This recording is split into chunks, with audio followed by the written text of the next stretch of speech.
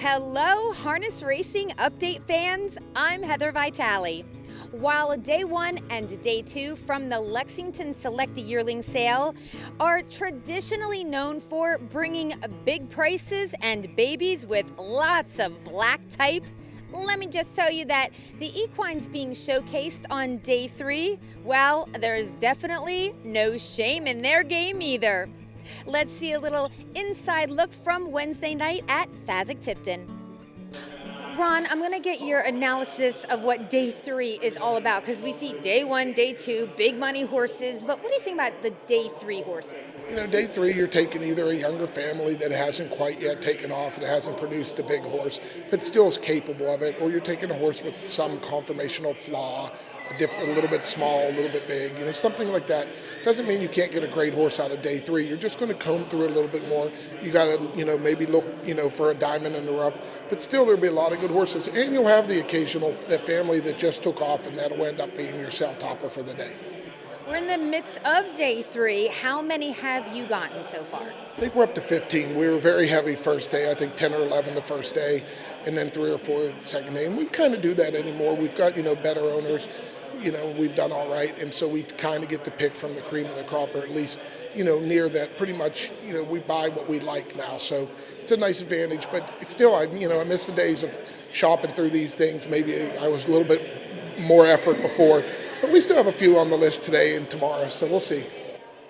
Oh, now, I know can't be any buyer's remorse when you're buying this many horses. However, is there one horse you got so far that you're like, yes, I got that horse. This is so awesome? Yeah, it's funny, probably the first two that come to mind are 191. It was a Muscle Hill from the Ready for Money family, the Moneymaker family, that I really thought we'd have to give more. I was very happy to get him. And then also a horse called Frank the Elder. It was a Walner out of a mare that I traded called Sienna Hanover that just had a great look to him. Maybe a little bit weak on the breeding, but I know the mare. I knew she was high speed. He stands way better than she did. So I thought it'd be a lot more, and we got it about half price of what I thought. So, those are the ones you think you did a good job on, but you don't know until a year from now, did you do a good job or a poor job? Okay, finally, the Burke Brigade is in full force here in Lexington. You've got a whole entourage. How does this work? I mean, you've got a lot of owners here. How do you find the yearling, pick one out, and then what is the bidding process?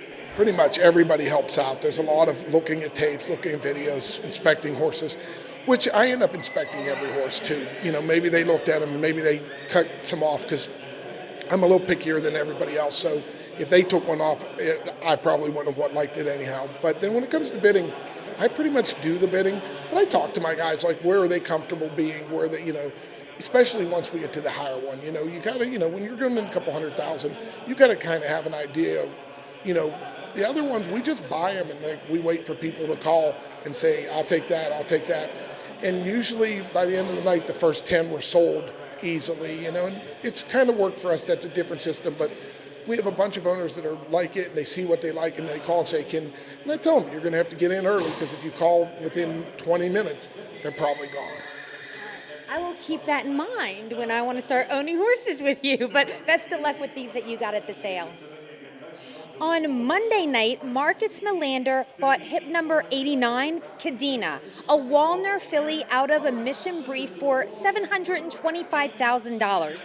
Marcus was buying as an agent for Courant Incorporated.